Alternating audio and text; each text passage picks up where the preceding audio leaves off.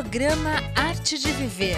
Apoio Sicom, Sindicato dos Condomínios Prediais do Litoral Paulista, a mão amiga no momento certo. E Santini Ortomolecular, terapia de reposição de oligoelementos via derme para o seu equilíbrio físico, emocional e metabólico.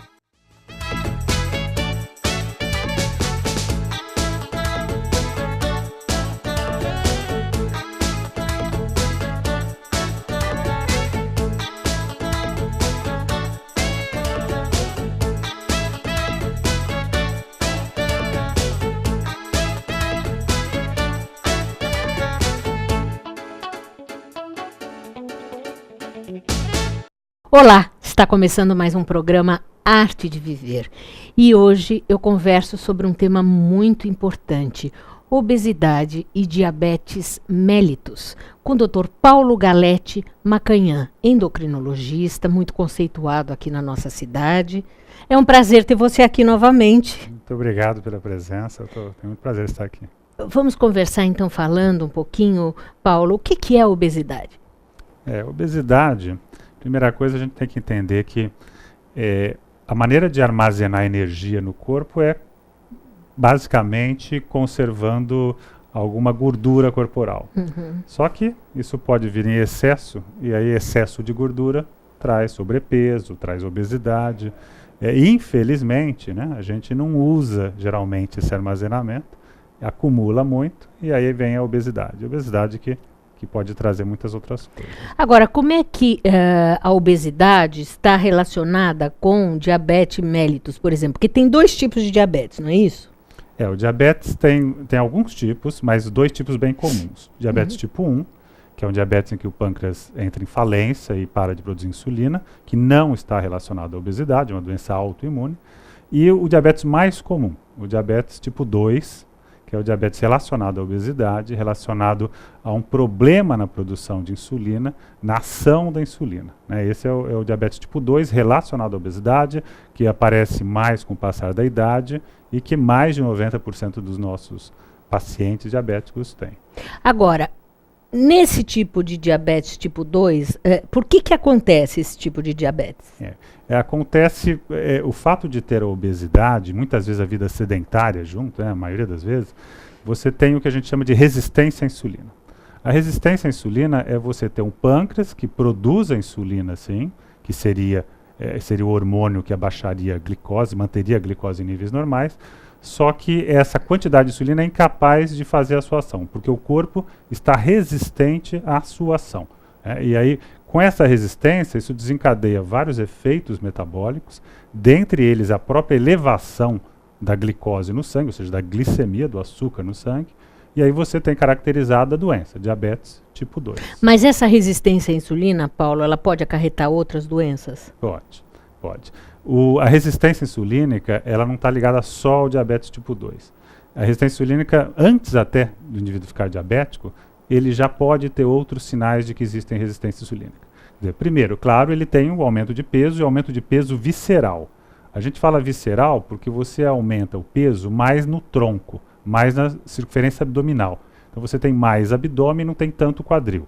Esse é o típico. Então existe aí já um padrão de tipo de gordura.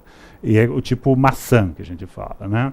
E com isso você tem depois o aumento da pressão arterial, às vezes numa sequência ou não, mas aumento da pressão arterial, a alteração dos lipídios do sangue, ou seja, triglicerídeos ou colesterol no sangue, a diminuição do colesterol dito bom, o chamado HDL colesterol, e, por fim, a alteração da glicemia. E aí esse conjunto, a gente pode dar um nome a isso. Que seria a tal da síndrome metabólica. Né? Então, a síndrome metabólica, que no passado já foi chamada de síndrome X, depois plurimetabólica, hoje é chamada de síndrome metabólica. É a síndrome que agrega esses componentes que a gente acabou de citar e que pode trazer consequência importante para o indivíduo, né? Além do própria dificuldade de controle dessas doenças. Vamos falar um pouquinho dessas consequências, Paulo?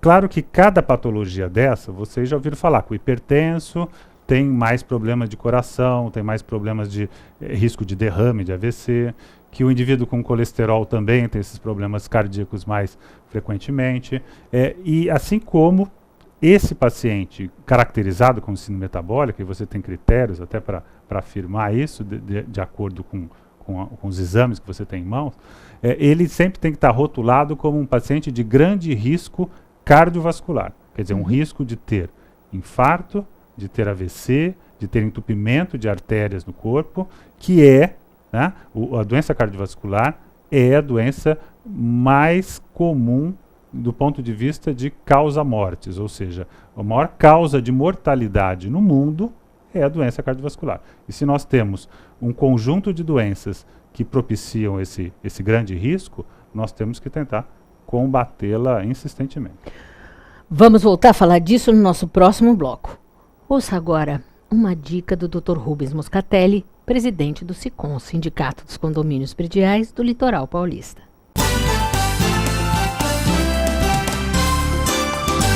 Rubens, eu gostaria hoje de falar da forma de rateio de despesas. É possível a gente fazer isso por mais de um critério? Dividir essas despesas? Sim, Mônica.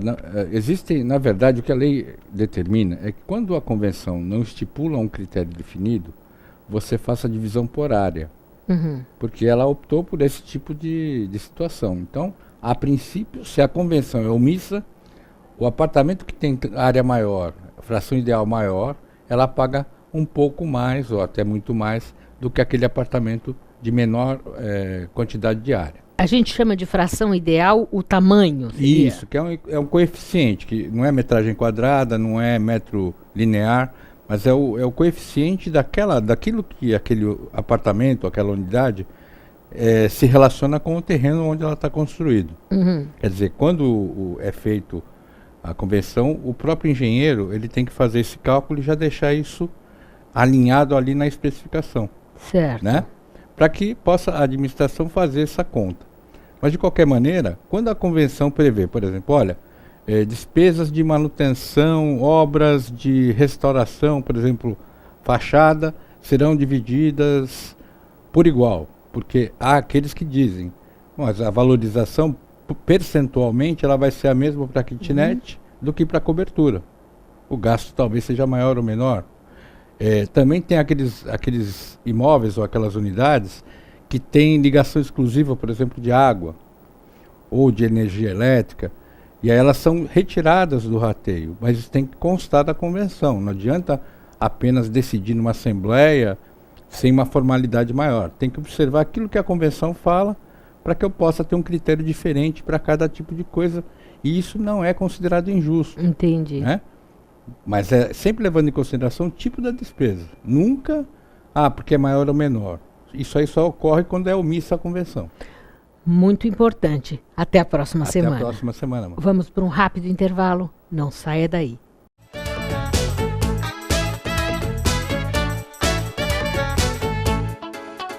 Comunicado. A Escola Santista de Astrologia está com inscrições abertas para os cursos regulares de formação em astrologia. Curso básico com turmas manhã, tarde e noite, interpretação de mapa astrológico, previsões e supervisão de mapas. A escola ainda oferece atendimento de mapas astrológicos e uma grande variedade de livros. Escola Santista de Astrologia, Rua Goitacazes, número 8. Telefone 3284-9714. Santos. O Smart Center oferece salas executivas que podem ser utilizadas por hora, dia ou mês, além de auditórios para treinamentos, cursos e seminários, salas de reuniões e o exclusivo programa Link, em que o cliente pode divulgar o endereço e telefone do Smart Center para receber encomendas, correspondências e recados. Uma opção inteligente que tem como diferencial aliar comodidade e baixos custos. Smart Center, o seu escritório virtual definitivo.